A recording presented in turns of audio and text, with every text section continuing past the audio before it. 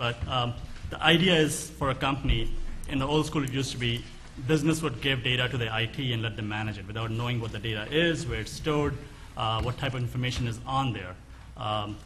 With the changes in awareness, now businesses are questioning the IT in terms of, okay, what data do we really have? Where do we store it? What type of authorization is granted to the people that are in the company? So the onus has gone back to the business in defining what the data resources are kept on the system, rather than leaving it just to the IT and managing it on their behalf. If there is a breach, a network risk primarily relates to any type of failure of security in the network. It could be denial of service attacks. It could be just external hacks. Those are all failure of securities, which is dynamic data on the network.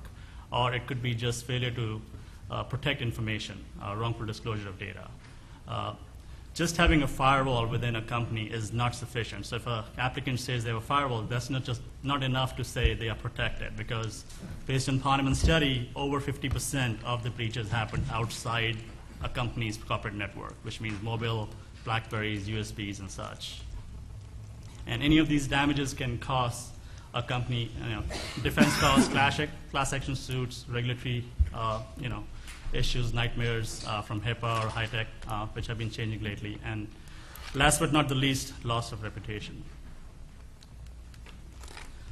So what can cause a breach? I know Mark mentioned that weakness in people, process, and technology is one of the main reasons that cause a breach. I just gave a breakdown on what those examples could be.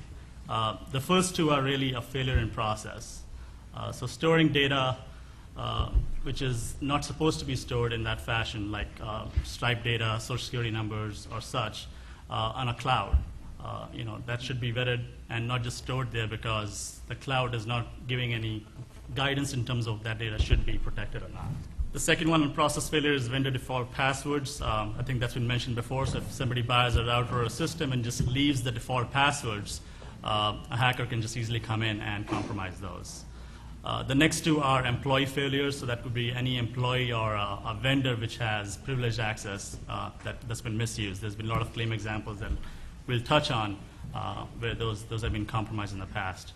And then social engineering, phishing, spear phishing. So social engineering is very common, and it's easily used by luring any employee to any account information or whatever they could be lured towards.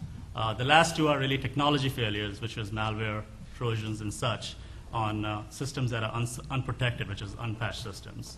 And the SQL injections, as everybody hears about it, it's like going to a browser and exploiting. There's a claim example we have on that, or cross-site scripting. So any website could be attacked if it's not properly patched or on the right place.